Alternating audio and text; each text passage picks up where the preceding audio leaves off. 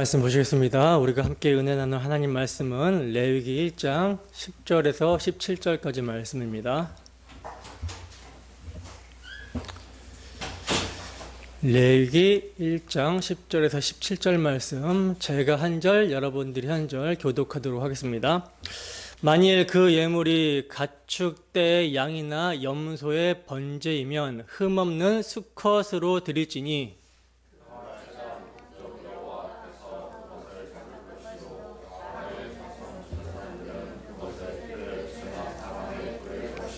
그는 그것에 각을 뜨고 그것의 머리와 그것의 기름을 베어낼 것이요 제사장은 그것을 다 제단 위에 불 위에 있는 나무 위에 벌려놓을 것이며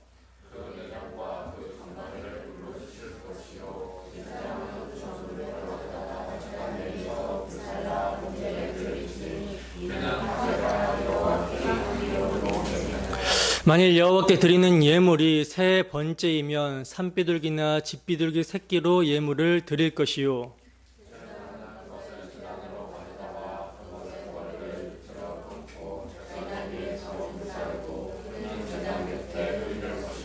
그것의 모이 주머니와 그 더러운 것은 제거하여 제단 동쪽 재벌 있는 곳에 던지고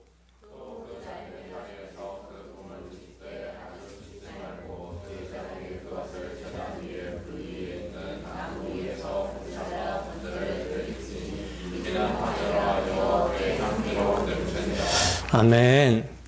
그리스도의 향기, 그리스도의 향기라는 제목으로 하나님 말씀 증거하도록 하겠습니다. 여러분, 성경은 하나님의 말씀입니다. 믿으십니까?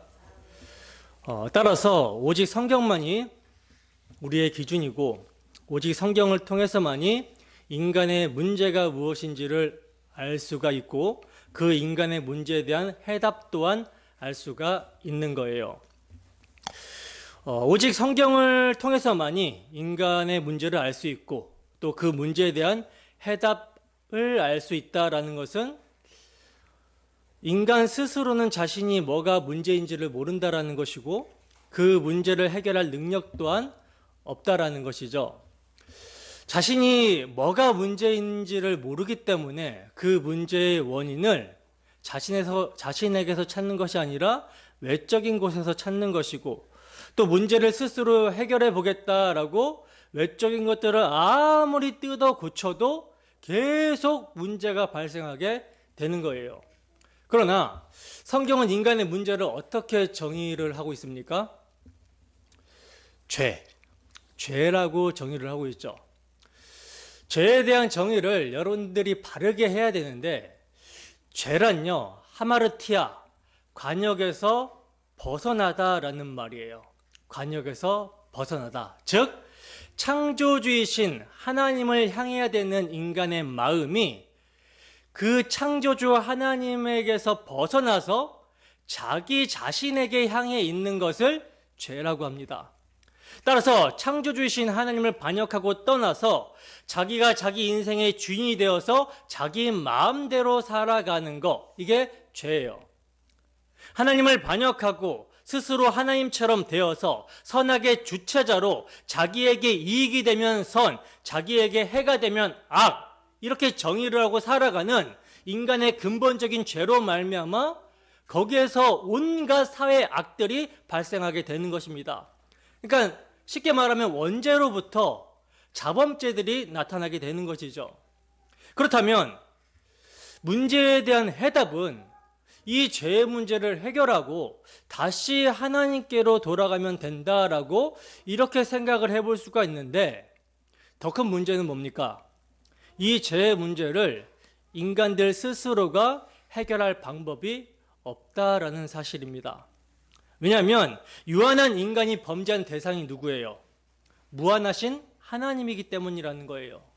따라서 공의로우신 하나님의 우리와의 관계성 속에서 인간이 범죄했기 때문에 인간이 그 하나님 앞에서 의로우려면 하나님께 돌아가려면 죄의 삭신 사망이라는 속전을 지불해야 되는데 그 속전의 값이 영원한 사망입니다.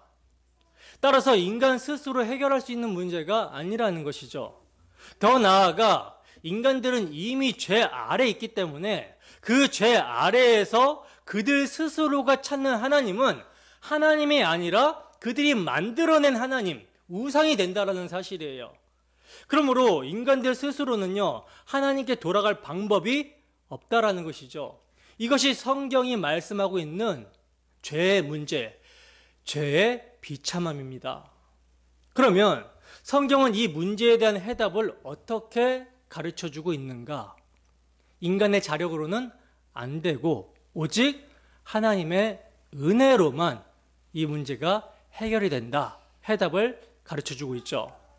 오직 하나님의 은혜로 말미암아 창조주가 구속주가 되심으로, 즉 영원하신 하나님이 사람이 되어 오셔서 중보자가 되어 주심으로만이 이 문제가 해결이 된다라는 거예요.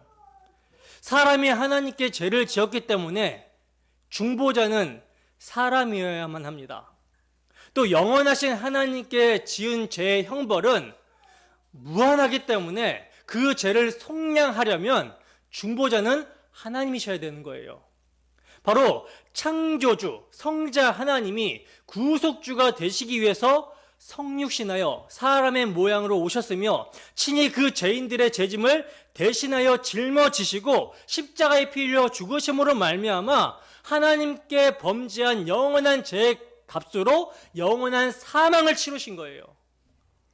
그리고 그 모든 인간들의 근원적인 문제인 죄가 해결이 되었다라는 것을 부활로 확증하시고 이것을 믿는 믿음이 죄인에게 의가 되게 하심으로 말미암아 인간이 하나님께로 돌아올 수 있도록 길을 여신 것입니다. 성령께서는 성경을 기록하게 하시사 이것을 증거하고 있는 거예요. 여러분, 오직 성경이 중요한 이유는 뭐냐면 성경이 아니고서는 인간의 구원의 방법, 구원의 도를 알 수가 없기 때문입니다. 그래서 우리가 오직 성경이라 해서 오직 성경을 사수하는 이유는요, 구원의 문제 때문에 그래요. 오직 성경이 흔들려 버리잖아요. 그러니까 성경을 믿지 않잖아요. 그러면 성경에서 증거하는 예수 그리스도를 알 수가 없고, 성경을 보더라도 이 성경을 하나님의 말씀으로 보지 않고 사람의 책으로 보게 돼요. 그러면 거기에서 구원의 길이 보이겠습니까? 안 보이겠습니까? 결코 보일 수가 없다라는 사실이죠. 때문에 오직 성경은 하나님의 말씀이다라는 사실에 우리는 확고해야 됩니다. 그리고 성경이 스스로 자증하고 있어요. 자신이 하나님의 말씀임을 성경 스스로가 자증합니다. 따라서 여러분, 인간에게 있어서 가장 중대한 문제는 하나님 앞에서 의롭다함을 얻는 문제예요. 이 문제는 영원한 천국과 영원한 형벌인 지옥이 달린 문제이고, 이 땅에서도 우리가 천국을 살 수 있느냐 아니면 지옥을 살게 되느냐의 문제가 이 문제입니다. 여러분, 성경은 문제에 대한 해답으로 오직 하나님의 아들이 우리와 같은 죄인을 위해 행하신 십자가 대속을 믿는 믿음만이 우리에게 의가 되며 그 의를 힘입어 하나님을 예배하는 자들을 하나님께서 기뻐하신다라고 증거를 하고 있어요. 여러분, 우리는 하나님께로 돌아가서 하나님께서 기뻐 받으시는 예배를 드리고 있습니까? 이 시간 주 성령께서 복음의 말씀을 통해 역사하여 주시기를 소원합니다. 그리하여 오직 성경이 증거하는 우리 구주 예수 그리스도의 십자가 대속의 복음, 우리 주 예수 그리스도께서 죄인을 위해 흘리신 예수 그리스도의 피 흘리심의 공로만을 믿고 의지하여 주 하나님께서 기뻐 받으시는 예배를 드리는 우리 모두가 되기를 주님의 이름으로 축원합니다. 우리가 오늘 본문 말씀을 지금 함께 읽었는데, 오늘 본문 말씀도 지난주에 이어서 번제에 대한 규례를 말씀하고 있는 내용이죠. 번제로 드려지는 예물만 수송아지에서 양이나 염소 비둘기로 이렇게 달라졌고요. 예물이 드려지는 방식은 똑같습니다.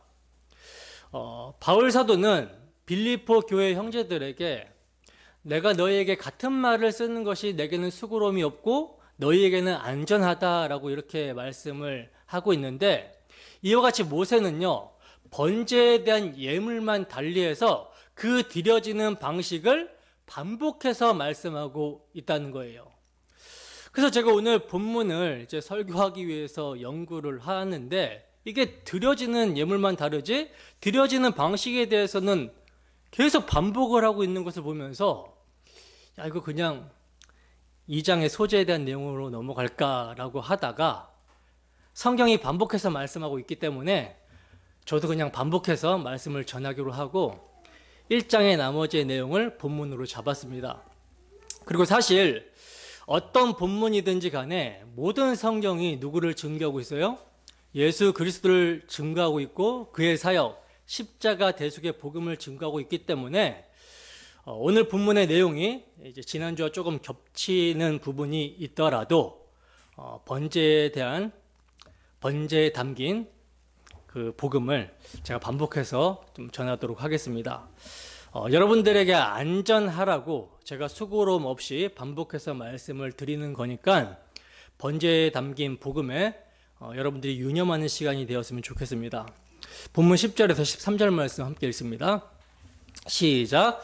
만일 그 예물이 가축대의 양이나 염소의 번제이면 흠없는 수컷으로 드릴지니 그가 제단 북쪽 여호와 앞에서 그것을 잡을 것이요 아론의 자손 제사장들은 그것의 피를 제단 사방에 뿌릴 것이며 그는 그것에 각을 뜨고 그것의 머리와 그것의 기름을 베어낼 것이요 제사장은 그것을 다 제단 위에 불 위에 있는 나무 위에 벌려 놓을 것이며 그 내장과 그 정강이를 물로 씻을 것이요 제사장은 그 전부를 가져다가 제단 위에서 불살라 번제를 드릴지니 이는 화제라 여호와께 향기로운 냄새니라. 아멘. 자, 보시면 그 예물이, 드려지는 예물이 가축대의 양이나 염소의 번제이면 흠없는 수컷으로 드릴지니라고 말씀하고 있는데, 지금 1장 전체적으로 보면요, 하나님께 드릴 예물로 소, 양, 염소, 비둘기 등을 지금 말씀하고 있거든요. 근데 여기서 하나님께서 모세를 통해 율법으로 예물을 드려라 이렇게 명령을 하시는 것은요, 하나님이 당신의 백성들에게 받는 것을 좋아하기 때문에, 그것도 소나 양, 염소, 비둘기 이런 짐승들을 좋아하기 때문에 예물로 가져오라고 하는 것이 아니라고 말씀을 드렸어요. 하나님이 임재하시는 거룩한 장막을 만남의 장소, 하나님과의 교제가 이루어지는 것을 의미하는 회막이라고까지 표현하면서 모세를 불러다가 예물을 드리는 그 규례에 대해서 지금 말씀하고 있는 것은, 죄인이 하나님과 교제, 즉 하나님을 예배하는 것이 어떻게 가능할 수 있는지에 대해서 계시하기 위함입니다. 지난 시간에 말씀드렸다시피 이 세상의 모든 것들이 하나님께서 지으신 것이고 하나님의 섭리 가운데 보존되고 있는 거예요. 그러니까 은혜로 존재하는 것들입니다. 따라서 모든 것이 주께로부터 나오고 주로 말미암고 주께로 돌아간다라는 것입니다. 따라서 하나님을 받기를 좋아하는 그런 하나님으로 여기고, 뭔가 하나님께 드려서 자신의 탐심으로 말미암는 세상적인 썩어질 것들을 보장받고자 하는 것은요, 이건 사신 하나님을 우상으로 만드는 패역한 짓거리인 거예요. 여러분, 지금 하나님께 예물을 드리려거든 하면서 정하신 번제용 제물들을 살펴보세요. 다 어떤 짐승들입니까? 율법에 의하면 정결한 짐승들로 분류가 되는 짐승들이에요. 그리고 그 정결한 짐승들 중에서도요, 정말 흠이 없는 최상의 것으로 하나님께 드리라고 말씀을 합니다. 더 나아가 그 최상의 제물이 하나님께서 기쁘게 받으시는 제사가 되려면 제물의 조건만이 아니라 제사의 장소와 그 제물이 드려지는 방법까지 철저하게 하나님께서 정하신 규례대로 드려야 하나님께서 기뻐 받으시는 제사가 된다라고 말씀을 하고 있어요. 여러분, 이것은 뭘 말씀하고자 하는 것입니까? 하나님의 존전에서 추방당한 죄인이 하나님께 돌아오기 위해서는, 즉 하나님과의 교제가 회복되기 위해서는 인간들이 고안해낸 방법대로 되는 것이 아니라는 거예요. 오직 하나님께서 정하신 뜻대로, 정하신 방법대로 된다라는 것을 말씀하고 있는 것입니다. 그래서 사람을 좋게 하는 다른 복음으로는 안 된다라는 거예요. 다른 복음을 전하는 자는 저주를 받을지어다 라고 사도 바울은 말씀하고 있었죠. 자, 그러면 하나님께서 정하신 규례, 정하신 방법대로 드려져야 되는 이 예물은 무엇을 예표하고 있는 것인가? 무엇을 예표하고 있습니까? 오직 내가 길이요, 내가 진리요, 내가 생명이다 라고 말씀하신, 그래서 나로 말미암지 않고는 아버지께로 올 자가 없느니라 하신 예수 그리스도를 예표하고 있는 것이죠. 여러분, 하나님께서 정하신 규례, 정하신 방법대로 드리는 예물이, 그 예물이 예표된 실체는 예수 그리스도십니다. 그 예수 그리스도, 예물이 예표하던, 희생제물이 예표하던 예수 그리스도는요, 이 세상에 오셨을 때 아버지의 뜻대로 성육신 하셨어요. 아버지의 뜻을 따라 성육신 하셨고, 아버지의 뜻을 따라 죄인들의 죄짐을 짊어지는 삶을 사셨습니다. 그분은 아버지께서 시키시는 말씀과 시키시는 일을 표적으로 행하셨으며, 그 아버지의 뜻을 따라 죄인들의 대속제물로 십자가에 죽기까지 순종을 하셨다라는 거예요. 그래서 예수님의 성육신과 대속적인 삶과 대속적인 죽음, 그리고 부활을 성경대로 되었다라고 말씀하고 있는 것입니다. 성경대로. 그리고 그 예수 그리스도의 죽으심과 부활을 믿음으로 죄인들의 죄가 용서함을 받고 의롭다함을 얻어서 하나님께 돌아갈 수 있게 되는 거예요. 그 피를 의지하여 하나님과 화목을 누릴 수가 있게 되는 것입니다. 그러므로 하나님께서 이스라엘 백성들에게 예물을 드려라 하심은 당신의 가장 귀한 아들 예수 그리스도를 화목제물로 내어주심을 통해 범죄한 인간들이 당신에게 돌아올 수 있는 유일한 길을 계시하시고자 함인 거예요. 그 첫 번째 규례가 번제입니다. 자, 그러면 오늘 본문을 통해서 다시 한번 번제의 규례를 상기시켜 봅시다. 겹치는 게 좀 있어요. 자, 우선 번제는 희생 제물 전체를 불러 태우는 제사로서 하나님의 이름과 영광만을 위하는 예수 그리스도의 십자가의 헌신을 예표합니다. 그래서 예물을 드릴 때는 어떤 것으로 드리라고 말씀하고 있어요? 흠없는 것으로 드리라고 말씀하고 있는 거예요. 오늘 본문에서도 흠이 없는 것으로 예물을 드리라 이렇게 말씀하고 있죠. 그 드려지는 예물이 죄 없으신 예수 그리스도를 예표하고 있기 때문에 흠없는 예물로 드리라 이렇게 말씀하고 있는 것입니다.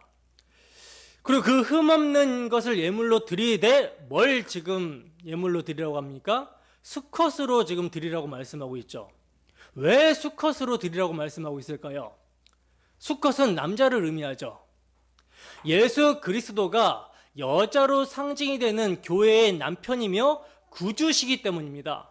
따라서 예수 그리스도는 신부인 여자, 교회를 대표하여 희생의 피를 흘려주시는 것이기 때문에 그분을 예표하고 있는 예물을 드릴 때 수컷, 남자로 드리라고 말씀하고 있는 거예요. 자, 그리고 그렇게 흠없는 양과 염소의 수컷을 가지고 와서 여호와 앞에서 그것을 잡으라고 말씀하고 있는데 여기서 지금 생략이 된 말씀이 있죠. 어떤 것이 생략됐습니까? 제물에게 안수하는 장면이 생략이 됐어요.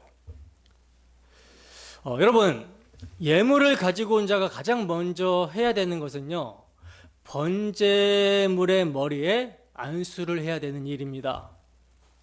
이게 굉장히 중요하다고 말씀을 드렸죠. 왜 이것이 중요하냐면 안수의 의미가 안수하는 제물에게 자신의 죄를 전가시킨다라는 의미가 있기 때문이에요. 그리고 동시에 이 제물은 곧 나다라는 연합의 의미가 있기 때문입니다. 그래서 굉장히 중요해요. 이것은요, 예수 그리스도께서 죄인인 우리의 죄를 전가 받으시고 우리의 대표가 되셔서 십자가에 피 흘려 죽으신다라는 의미와 그가 십자가에 죽으실 때 연합된 우리, 그와 연합된 우리 또한 우리의 정과 육 탐심이 함께 죽었다라는 의미가 있어요. 그렇기 때문에 굉장히 중요합니다.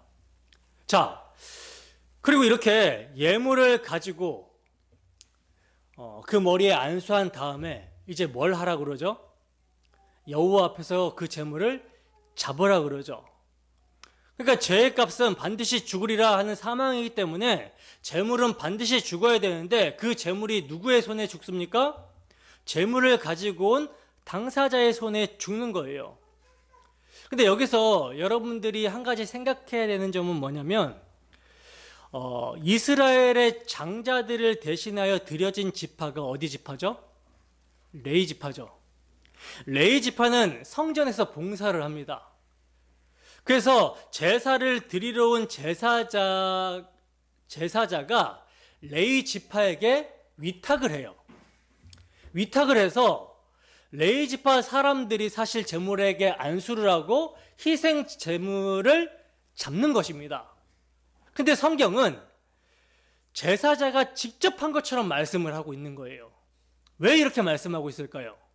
이것은 예수님이 죄인인 우리 죄 때문에 우리에 의하여 죽임을 당하고 있기 때문에 지금 이것을 예표로 보여주고 있는 거라는 거죠.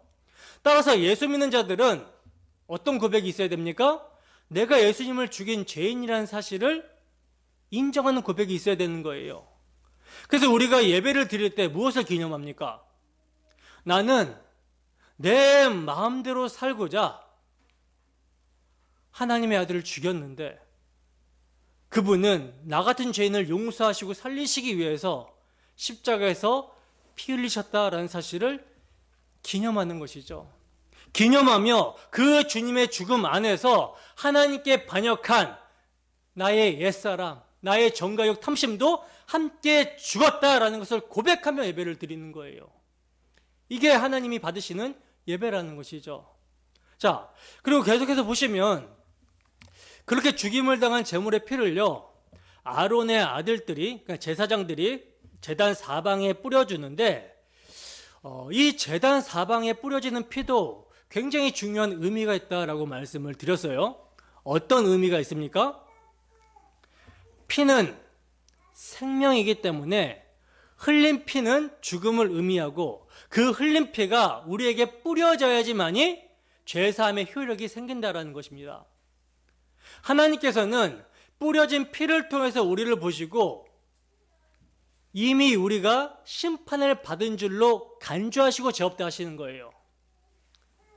그러니까 예수 그리스도의 대속의 복음을 믿으면 그 믿음을 통해서 하나님은 우리를 보신다라는 것입니다. 아, 내 아들이 죽을 때 이미 심판이 유월됐구나, 넘어갔구나, 이렇게 보신다는 거예요. 그래서 우리를 의롭다고 하시는 것입니다. 죄 없다, 의롭다, 정하다, 깨끗하다. 자, 이제 그렇게 피까지 뿌린 후에 잡은 제물의 각을 뜨고 제사장에게 주면 제사장은 그 각이 떼인 제물을 제단 위에 전부 이렇게 올려놓게 되는데 그 전에 한 가지 하는 일이 있죠. 무엇을 합니까? 내장과 정강이를 물로 씻는다라고 그러죠. 물로 씻은 다음에 그것을 제단에 올려놓았다라고 말씀을 하고 있어요. 내장에는요, 아직 소화되지 않는 음식물이 있기 때문에 내장을 씻어낸 거고, 또 정강이는 지면에 접촉을 하고 있는 더러운 상태이기 때문에 거룩한 제물로 드리기 위해서 물로 씻은 것입니다. 그렇다면 이것은 무엇을 의미할까요? 신약의 빛으로 조명을 받아보면 에베소서 5장 25절에서 27절 말씀입니다. 함께 했습니다. 시작. 남편들아, 아내 사랑하기를 그리스도께서 교회를 사랑하시고 그 교회를 위하여 자신을 주심같이 하라.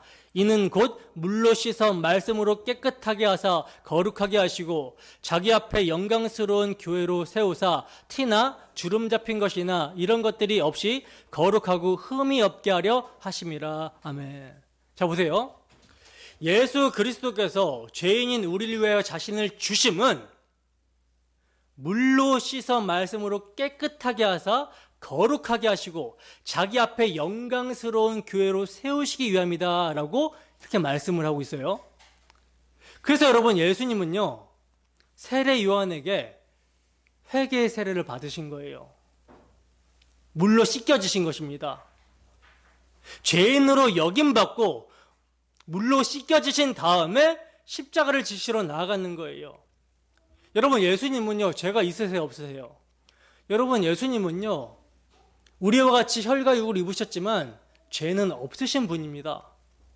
때문에 예수님이 세례 요한에게 세례를 받으러 나아갔을 때, 회개의 세례를 받으러 나아갔을 때 세례 요한이 말렸어요. 아니, 내가 당신에게 세례를 받아야 될 텐데 어떻게 당신이 나에게 세례를 받으려고 하십니까? 라고 말렸어요. 그러자 예수님이 뭐라고 말씀하십니까? 내가 이렇게 회개의 세례를 받는 것이 모든 의를 이루는 것이다.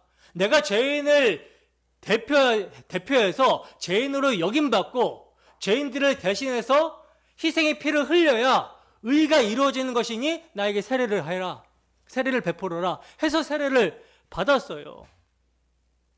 따라서 바로 이러한 예수 그리스도의 예표로 예물의 내장과 정강이를 물로 씻고 있는 것입니다. 그리고 그렇게 씻은 다음에 어디에 올려요? 제단 위에 올리고 있는 거예요.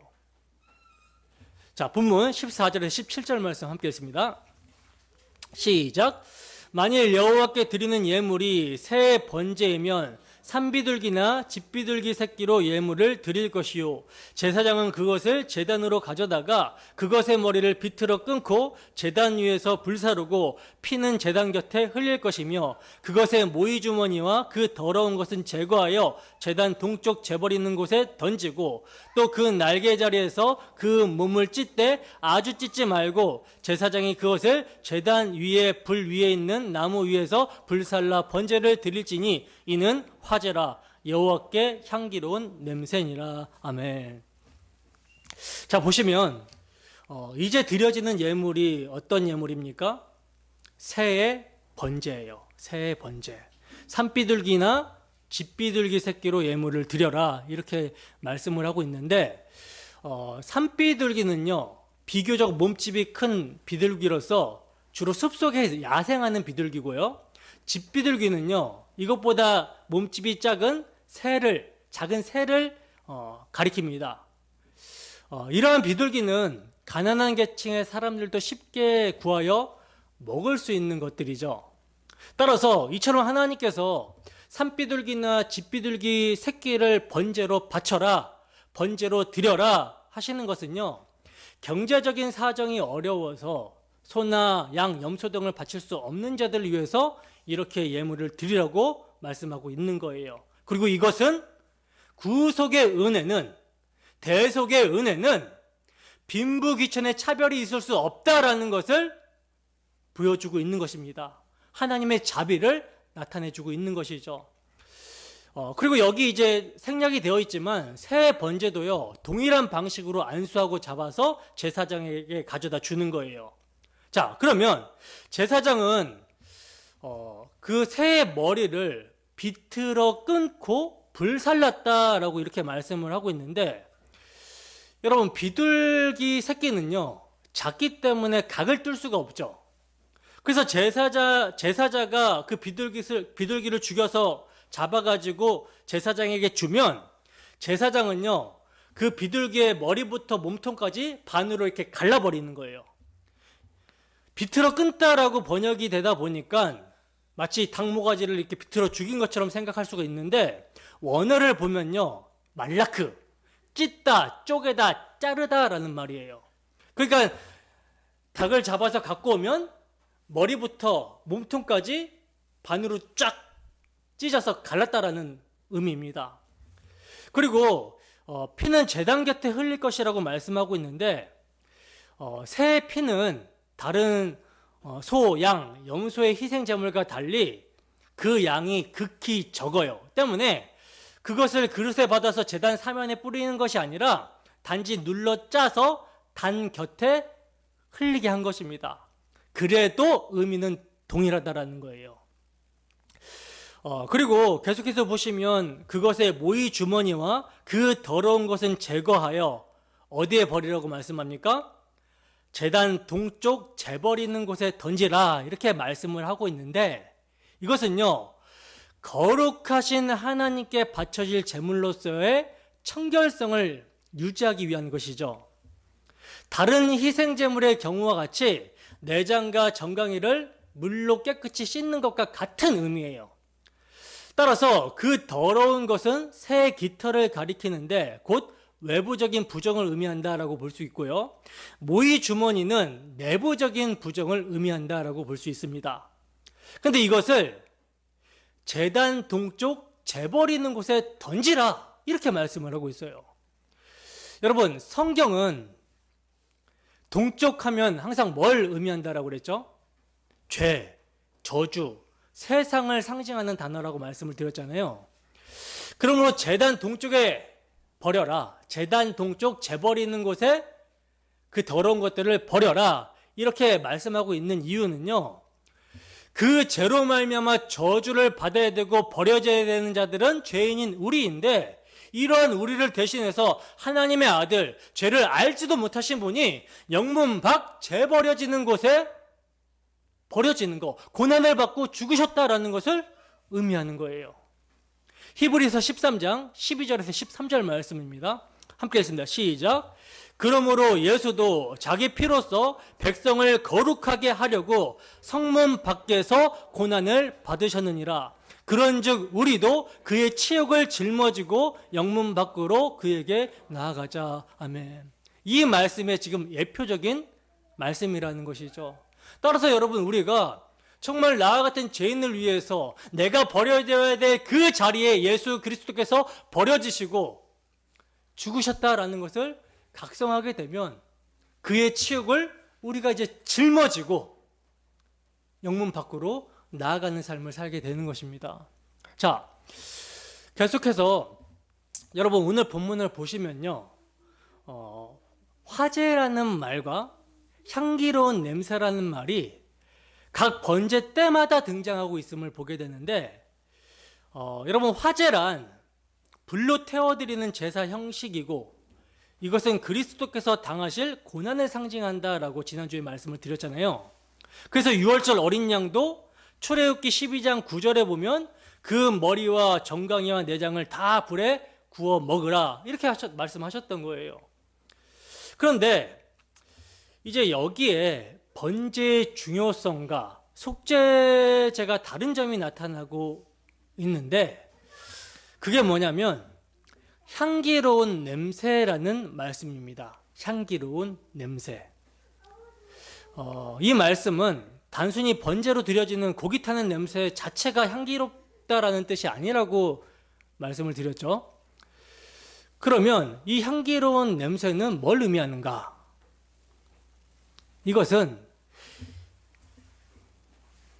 화제로 예표되는 그리스도의 대속사역이 하나님의 이름과 영광을 만족시킨다라는 사실을 보여주고 있는 거예요. 그래서 만족히 여기신다라는 것입니다. 그런데 속건제와 속죄제에는요, 뭐가 없냐면 향기로운 냄새니라라는 말씀이 전혀 등장을 하지 않고 있어요. 아니, 전혀 등장하지 않는 것만이 아니라 레위기 4장 12절에 보면요, 전체를 진 바깥 재버리는 곳에서 살을 찌니라고 말씀을 합니다. 그러니까 즉 멀리 내다 버려 없이 하라고 말씀을 하고 있어요. 여러분, 이것은 뭘 상징합니까? 아까 새의 더러운 것과 모이 주머니를 제단 동쪽 재버리는 곳에 던지라고 말씀한 것처럼 영문 밖에서 고난받으실 그리스도, 우리의 죄를 대신 지시고 우리가 되셔서 십자가에 달려 엘리 엘리 라막 사막다니 나의 하나님 나의 하나님 어찌하여 나를 버리셨나이까 하나님의 아들이 버려지시는 것을 상징하고 있는 것입니다. 그 예수 그리스도 하나님의 아들이 버려지심으로 말미암아 우리가 하나님의 자녀가 된 거예요. 진짜 하나님의 아들은 우리 때문에 버려지고 우리는 하나님의 양자로 편입이 된 것입니다. 이 얼마나 엄청난 은혜입니까? 이 은혜가 여러분 실감이 되십니까? 에베소서 5장 2절에 보면요, 그는 우리를 위하여 자신을 버리사 향기로운 제물과 생축으로 하나님께 드려지셨다라고 말씀을 하고 있어요. 예수님이 자신을 버리심으로 우리가 하나님의 자녀가 되었다라는 것입니다. 여러분, 우리가 정말 이 은혜를 진정 알게 되었다면, 성령이 임해서 우리 마음 가운데 그분의 사랑을 알게 되었다면, 그 사랑이 강건한다면 우리의 입술에서는 찬양이 안 나올 수가 없는 것이죠. 그것도 대충 부를 수가 없는 거예요. 마음을 다해 전심으로 구속하신 우리 구주 예수 그리스도를 찬양할 수밖에 없는 것입니다. 자, 여러분, 오늘 본문은 번제와 화제를 통해서 하나님의 드려지심을 계시하고 있어요. 성자 하나님의 드려지심을 계시하고 있습니다. 근데 이 복음의 계시가 가려진 자들의 인본주의적인 사고로는요, 소, 양, 염소, 비둘기 그러면 소와 비둘기의 가치를 달리 생각해서 소를 드리는 자와 비둘기를 드리는 자를 차별할 수 있겠지만, 실제 오늘날 연보를 많이 내는 부자와 가난한 자를 이렇게 차별하는 어처구니 없는 그런 현상이 일어나고 있잖아요. 그러나 하나님께서는 차별이 없으시다라는 거예요. 소를 드려도 뭡니까? 이는 화제라 향기로운 냄새니라 말씀합니다. 양과 염소를 드려도 이는 화제라 여호와께 향기로운 냄새니라 하세요. 심지어 비둘기를 드려도 이는 화제라 여호와께 향기로운 냄새니라 하십니다. 그러므로 이것을 통해서 우리가 뭘 알 수 있게 됩니까? 하나님께서 원하시는 재물은 재물이 무엇이냐에 있는 것이 아니라 이를 통해 우리의 죄 문제를 해결하실 그리스도를 믿고 의지하고 있는가 중심을 보시는 거예요. 우리의 마음을 보시는 것입니다. 따라서 여러분, 우리가 망각하지 말아야 될 점은요, 하나님이 원하시는 것은 감사 헌금을 얼마나 하는가, 이것이 아니라 바로 우리 자신이라는 것입니다. 우리 자신이라는 거예요. 이것을 깨달은 사람이 다윗이죠. 시편 60편 6절에서 8절 말씀입니다. 함께 읽습니다. 시작. 주께서 내 길을 통하여 내게 들려주시기를 제사와 예물을 기뻐하지 아니하시며 번제와 속죄제를 요구하지 아니하신다 하신지라. 그때 내가 말하기를 내가 왔나이다. 나를 가리켜 기록한 것이 두루마리 책에 있나이다. 나의 하나님이여 내가 주의 뜻 행하기를 즐기오니 주의 법이 나의 심중에 있나이다 하였나이다. 아멘. 여러분, 다윗은요, 하나님으로부터 은혜를 입습니다. 은혜를 입고 어쩔 줄 몰라서 하나님께 예물을 드리려고 했어요. 그런데 주께서 나의 길을 통하여 들려주시기를 뭐라고 들려주셨다라고 합니까? 제사와 예물을 기뻐하지 아니하시며 번제와 속죄제를 요구하지 아니하신다라는 말씀을 들려주셨다라고 그러죠. 다윗이 이때에 성령의 감동으로 하나님이 무엇을 요구하시는지를 깨닫습니다. 그리고는 예언하는 거예요. 그때에 내가 말하기를 내가 왔나이다. 나를 가리켜 기록한 것이 두루마리 책에 있나이다. 나의 하나님이여 내가 주의 뜻 행하기를 즐기오니 주의 법이 나의 심중에 있나이다. 두루마리 책, 다윗 당시 두루마리 책은 모세 오경이에요. 토라, 율법입니다. 그 율법을 통해서 뭘 깨달은 거예요? 율법이 가리키는 한 몸, 희생제물로 드려지실 여자의 후손으로 오실 메시아 그리스도를 깨달았던 거예요. 여러분, 성령께서는 다윗에게 하나님이 참으로 원하시는 것이 무엇인지 자신의 몸을 번제로 드려주실 그리스도를 계시해 주셨던 것입니다. 따라서 다윗은 하나님이 원하시는 여자의 후손으로 오실 그리스도를 믿음으로 그와 연합돼서 자신을 드렸던 거예요. 하나님은 그리스도를 믿는 믿음으로 하나님께 나아오는 자신을 원하신다는 사실을 깨달았던 것입니다. 그러므로 여러분, 오늘날 우리에게도 번제와 화제의 삶이 요구되는 것입니다. 그 삶은 내 배를 위해서 나를 의지하고 나를 믿고 사는 삶이 아니라 그 나가 부인되고 십자가에 피 흘리신 우리의 모든 죄를 사하신 예수를 믿는 삶으로 요구되는 거예요. 근데 이러한 삶은 우리의 힘과 열심과 노력으로 살 수 있는 삶이 아니기 때문에 성령이 임해야 되는 것이죠.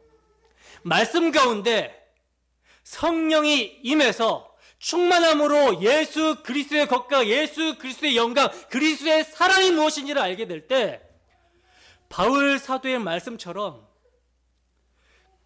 우리 주 예수 그리스도의 사랑이 우리를 강건하게 되는 삶이 나타나게 되는 것입니다. 그 삶이 어떤 삶인가? 고린도후서 5장 14절에서 15절 말씀입니다. 함께 읽습니다. 시작. 그리스도의 사랑이 우리를 강건하시는도다. 우리가 생각하건대 한 사람이 모든 사람을 대신하여 죽었은즉 모든 사람이 죽은 것이라. 그가 모든 사람을 대신하여 죽으심은 살아있는 자들로 하여금 다시는 그들 자신을 위하여 살지 않고 오직 그들을 대신하여 죽었다가 다시 살아나신 이를 위하여 살게 하려 함이라. 아멘. 로마서 14장 7절에서 9절 말씀입니다. 함께 읽습니다. 시작. 우리 중에 누구든지 자기를 위하여 사는 자가 없고 자기를 위하여 죽는 자도 없도다. 우리가 살아도 주를 위하여 살고 죽어도 주를 위하여 죽나니 그러므로 사나 죽으나 우리가 주의 것이로다. 이를 위하여 그리스도께서 죽었다가 다시 살아나셨으니 곧 죽은 자와 산 자의 주가 되려 하심이라. 아멘. 예수 그리스도께서 자신을 들이심의 목적, 희생 제물로 자신을 들이심의 목적은 죄와 허물로 죽은 자들을 그 안에서 살리셔서 그들을 그와 함께 하나님을 예배하는 자로 만드시기 위함입니다. 그들의 머리가 되셔서 그들은 당신의 몸이 되어 하나님을 예배하는 자로 만드시기 위함이에요. 그래서 여러분, 이것을 번제의 삶이라고 하는 것입니다. 이 삶은요, 주의 사랑, 십자가 복음에 나타난 그 사랑을 성령으로 말미암아 그 사랑의 깊이와 높이와 넓이와 길이를 알아갈 때 살 수가 있는 거예요. 근데 여러분, 인간이 얼마나 거짓된가를 보시기 바랍니다. 계시록 2장 4절 말씀 없는데 한번 찾아서 읽어보겠습니다. 계시록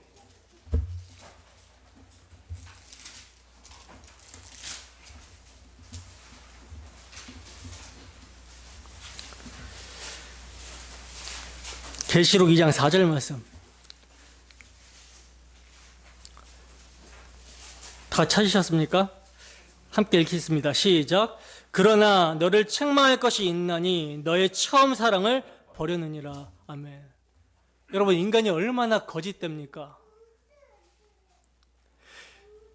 주의 사랑을 망각하는 순간, 그러나 너를 책망할 것이 있나니 너의 처음 사랑을 버렸느니라.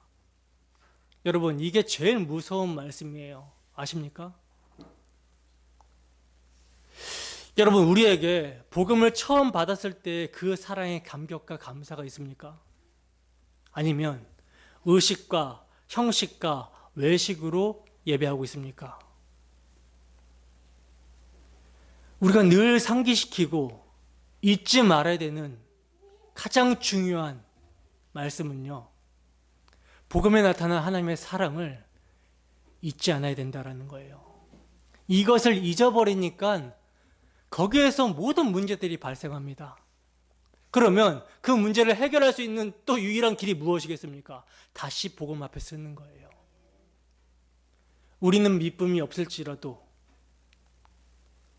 언약에 신실하신 하나님은 믿으십니다. 자기를 부인할 수 없다라는 거예요. 그래서 당신의 택하신 백성을 반드시 회개하고 돌이켜서 복음을 믿는 믿음으로 그 믿음 안에 있도록 만들어 내시는 것입니다. 따라서 우리가 그분의 섭리 가운데 그분의 손 안에 붙잡힌 바 된 인생이라면, 그래서 우리가 진정 사랑의 감사와 감격으로 예배하고 있다면 우리의 삶에 화재와 같은 그리스도의 향기가 반드시 나타날 수밖에 없는 것입니다. 따라서 늘 우리가 진정으로 그리스도 안에 있는지 점검하시기 바랍니다. 우리가 진정으로 그리스도 안에 있다면 예수 그리스도와 그가 십자가에 못 박히신 것만을 자랑하고 그분을 사랑하는 향기의 모습이 나타나게 될 것입니다. 이러한 모습이 우리 모두에게 충만하기를 주님의 이름으로 축원합니다. 성경 구절 한 절 찾아서 읽고 마치도록 하겠습니다. 고린도후서 2장 14절에서 17절 말씀 함께 읽습니다. 시작. 항상 우리를 그리스도 안에서 이기게 하시고 우리로 말미암아 각처에서 그리스도를 아는 냄새를 나타내시는 하나님께 감사하노라. 우리는 구원받는 자들에게나 망하는 자들에게나 하나님 앞에서 그리스도의 향기니, 이 사람에게는 사망으로부터 사망에 이르는 냄새요 저 사람에게는 생명으로부터 생명에 이르는 냄새라. 누가 이 일을 감당하리요? 우리는 수많은 사람들처럼 하나님의 말씀을 혼잡하게 하지 아니하고 곧 순전함으로 하나님께 받은 것 같이 하나님 앞에서와 그리스도 안에서 말하노라. 아멘. 이러한 그리스도를 아는 냄새를 나타내는 우리 모두가 되기를 주님의 이름으로 축원합니다. 기도하겠습니다.